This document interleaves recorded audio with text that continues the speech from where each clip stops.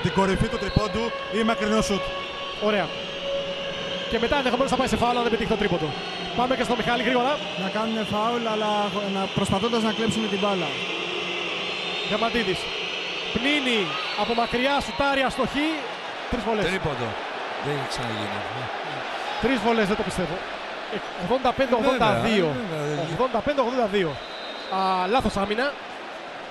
Θα δούμε τώρα σε επανάληψη. Είναι ένα απίστευτο παιχνίδι που θα περάσει στην ιστορία ως ένα από τα πλέον αφήρωπα. Κοιτάξτε εδώ. Εδώ δεν φαίνεται καθαρά. Εδώ δεν μπορώ να καταλάβω τι έχει γίνει. Το θέμα είναι ότι μπορείς σε αυτή την επίθεση να αφήσεις κανένα παίκτη να είναι μακριά από σένα. Πρέπει να είσαι κολλητά. Για να προλάβεις. Σε screen είτε αλλαγή είτε να κάνεις το φάουλ, είτε να εμποδίσεις το σουτ. Ο Πρίνης επανδεμόνται πρέπει να χάσει τουλάχιστον τη μία από τις 3 βολές. Ευστοχή στην πρώτη. 85-83. Εδώ είναι ο Σάρπ αριστερά, ο Μπλατ δεξιά. Ο Πνίνη έτοιμος για τη δεύτερη.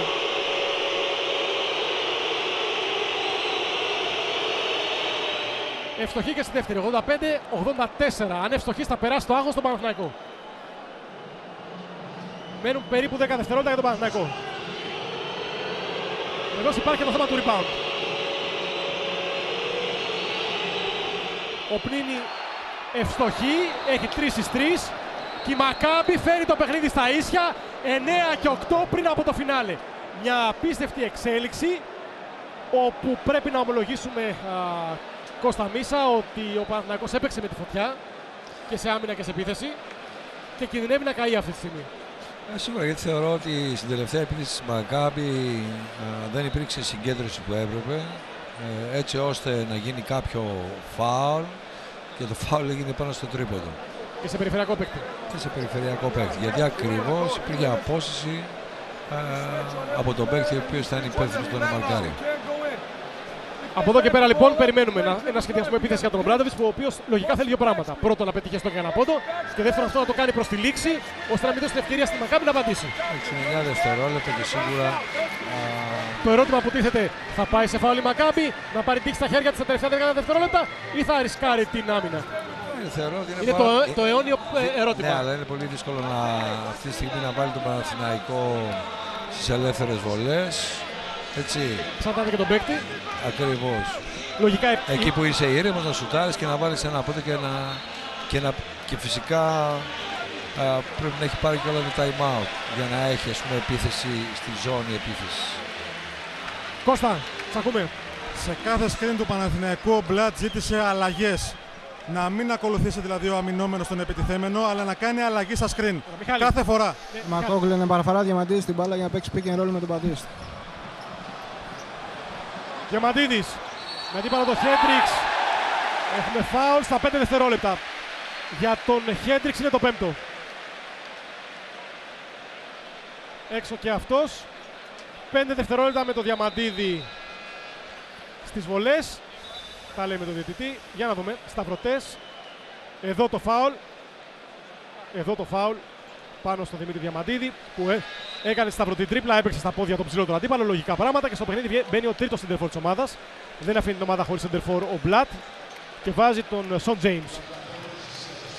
Σον Τζέιμς έκανε καλό η εμφάνιση το λίγο διάστημα που έπαιξε. Διαμαντίδη στις βολές 85-85, 5 δευτερόλεπτα για τον αρχηγό. 86-85. Ο Παναθηναϊκός μπροστά σε ένα από τα πιο θριλερικά φινάλε της Ευρωλίγκας τα τελευταία χρόνια. Δημήτρης Διαμαντίδης στους 25 πόντους.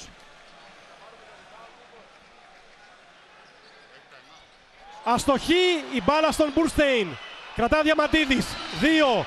Κλείνεται. 1. Μπατίστ. Και το παιχνίδι τελειώνει. Ο Παναθηναϊκός για 11η φορά στην ιστορία του είναι στο Final Four.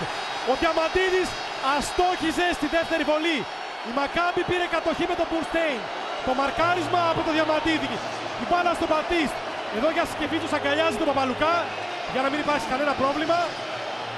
Και δεν πρέπει να υπάρξει πρόβλημα. Ο Παναθηναϊκός έχει περάσει. Οτιδήποτε άλλο θα είναι καταδικαστέο και απαράδεκτο. Εδώ ο Σπορτσιανίτης, ο Καϊμακόγλου δίπλα του. Ο Παναθηναϊκός είναι στο Final Four. Οι παίκτες του Μακάμπι, από ό,τι βλέπω, φεύγουν χωρίς πρόβλημα και έτσι πρέπει να γίνει. Αυτός είναι ο αθλητισμός. Εδώ είναι ο Μάριτς που βοήθησε παρά τις άστοχες βολές στο τέλος. Ο Παναθηναϊκός και φέτος στο Final Four. Δύο ελληνικές ομάδες, Παναθηναϊκός ΣΚΑ, Ολυμπιακός Μπαρσελόνα, σε δύο πολύ μεγάλους ημιτελικούς που θα γράψουν ιστορία. Και ο Παναθηναϊκός για 11η φορά στις κορυφαίες 4 ομάδες Ευρώπης. Φίλες και φίλοι, πολύ μικρό διαφημιστικό διάλειμμα. Αυτό είναι το τελικό σκορ. Παναθηναϊκός 86, Μακάμπι 85, σε ένα απίστευτο παιχνίδι. Σε λίγο μαζί.